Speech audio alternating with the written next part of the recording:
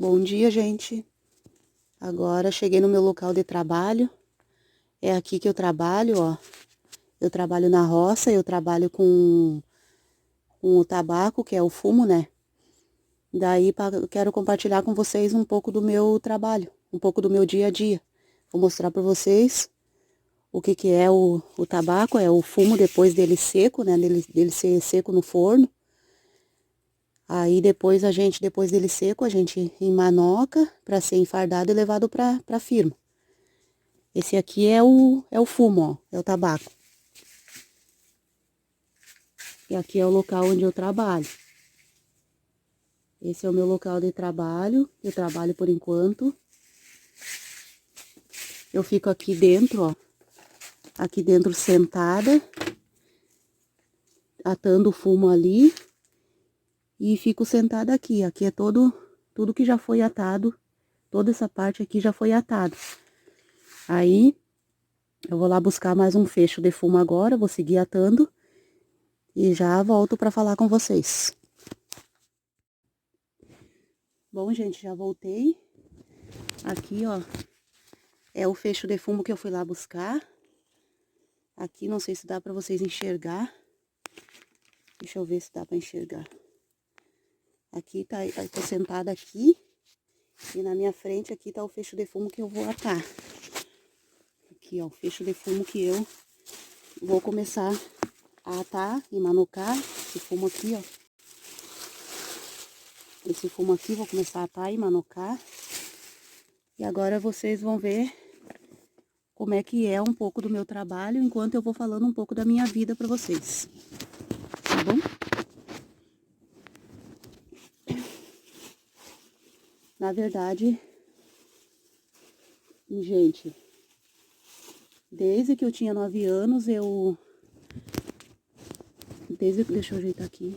Desde que eu tinha 9 anos, eu sou acostumada a trabalhar na lavoura. Pra falar bem a verdade, quando eu tinha 7 anos de idade, meu pai, ele me levava a trabalhar na lavoura de arroz, né? Porque naquela época era permitido tudo.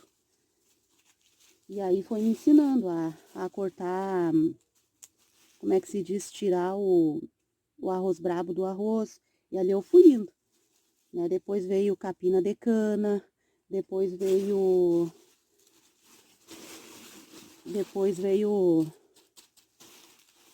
o fumo. Quando eu tinha 9 anos, eu comecei no fumo. Comecei a trabalhar na lavoura de fumo. Aí, não parei mais. Comecei com essa idade e não parei mais.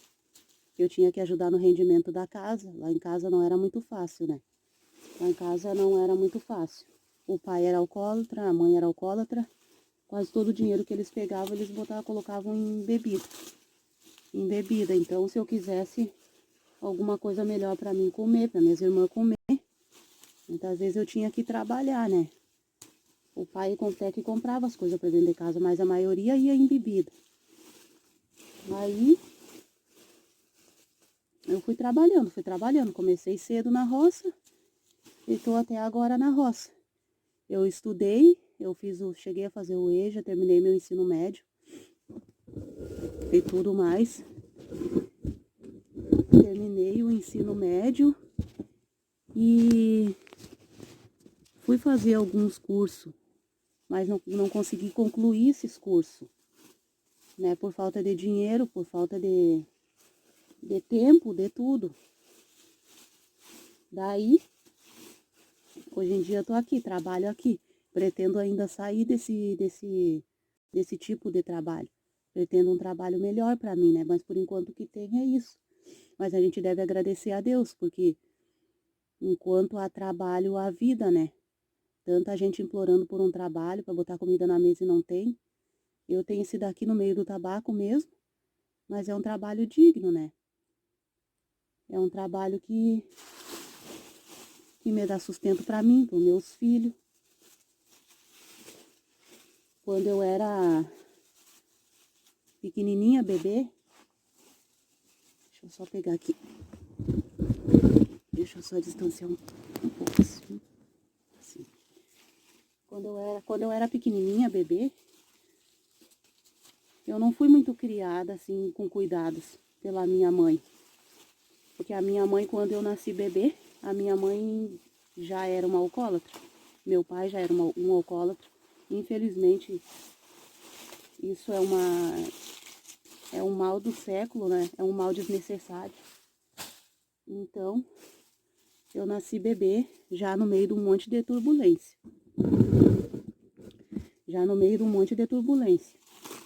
Minha mãe me criou assim, né? Bêbada, com álcool na cabeça.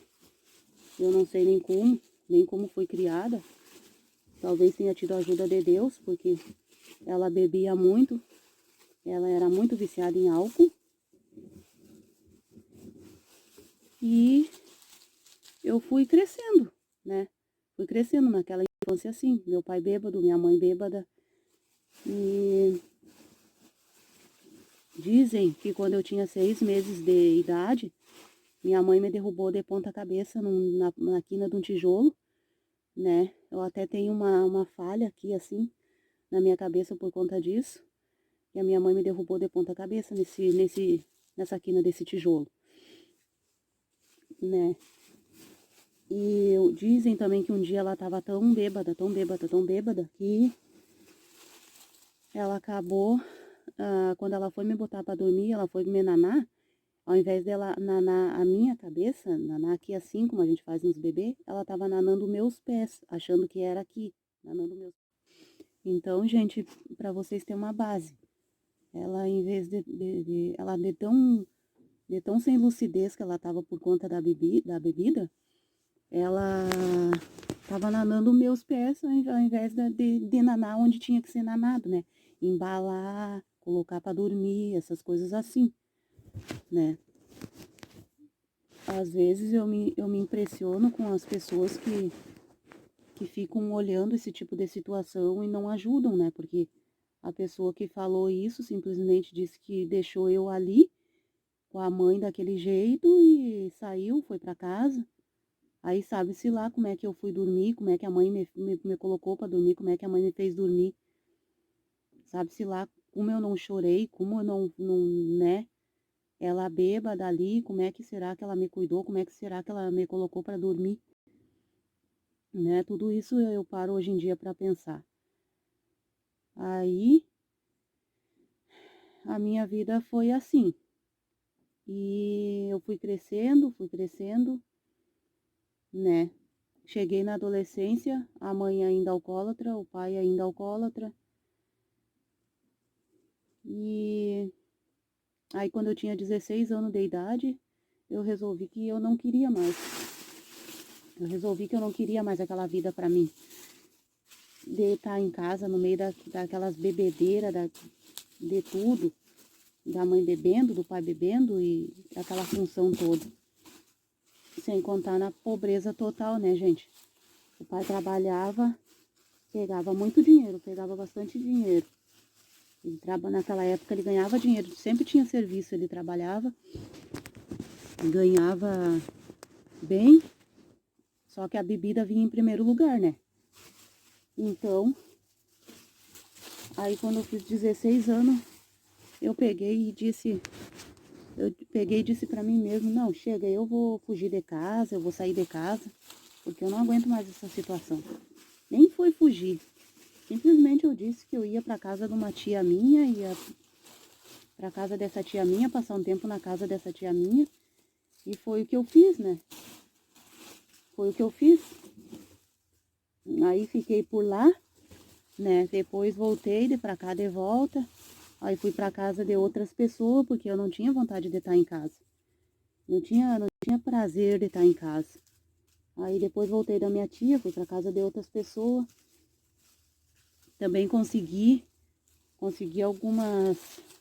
alguns servicinhos extra por fora, né? Como cuidar de senhoras e coisa, né? Mas com o passar do tempo eu acabei saindo. Daí vivia assim, de casa em casa, de uma casa aqui, uma casa ali, porque na minha própria casa não tinha prazer de ficar. Aí eu agarrei E quando eu tinha 18 anos, eu conheci uma pessoa, né? O que eu não recomendo para jovem nenhum. Simplesmente conhecer e já ir se ajuntando, já ir ficando, já, né? Já ir casando, sem conhecer a pessoa direito. Quando eu tinha 18 anos, eu conheci uma pessoa, aí pensei, não quero mais voltar para casa, não quero mais voltar para aquela vida. E acabei me juntando logo com essa pessoa. Tô com essa pessoa até hoje, né? Tô com essa pessoa até hoje. E aí, só que assim, gente, mais adiante eu vou contar para vocês muitas e muitas coisas que aconteceram com a minha vida. Esse canal eu criei com o intuito de me ajudar, como eu mesmo disse, né? Daí eu desabafo um pouco, né? Tem tanta coisa, tanta tristeza que eu guardo dentro de mim. Às vezes a gente desabafa com pessoas erradas, né? E eu quero desabafar com vocês isso aí tudo que eu tenho passado na minha vida, né? E com a intenção também de abrir o olho de muitas pessoas, ajudar muitas pessoas a não passar pelo que eu passei. Porque às vezes a gente, por falta de conhecimento, por falta de um apoio, por falta de instrução, por falta de uma palavra amiga, a gente até acaba caindo em cilada nessa vida. E foi isso, sabe? A minha vida foi isso. Eu fui crescendo no meio de turbulência, no meio de beberagem, no meio de brigaiada, sabe? Entre meu pai, minha mãe. E, e foi assim. Minhas mãos eram, quando eu era nova, eram cheias de calo já, de tanto que eu trabalhava na lavoura, sabe? E foi assim. Assim fui levando a minha vida. Depois casei, tive meus filhos, né? E tô aqui trabalhando, batalhando para criar meus filhos. Mais adiante eu pretendo dar um passo maior na minha vida, né? Tenho pensado bem melhor na minha vida, pensado em saída um pouco dessa situação de vida, procurar rumos melhores, procurar coisas melhores para mim, para meus filhos, para todos nós lá em casa, né? Hoje em dia eu tenho duas filhas, uma com 17 anos e outra com 16. As duas têm, são comprometidas, né?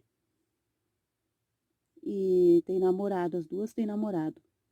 E, e um gurizinho que vai fazer 5 anos agora, dia 27 de maio, vai fazer 5 anos. Eu vou fazer o bolo dele e vou postar para vocês verem a festinha dele. E, e é isso aí, gente. Outra hora eu volto para contar mais um pouco das minhas histórias, que são muitas e muitas e muitas. Né? Vou contando no passar do meu dia a dia, no decorrer do meu dia a dia, eu vou mostrando para vocês toda a minha vida, toda a minha história, sabe? Porque é muito bom.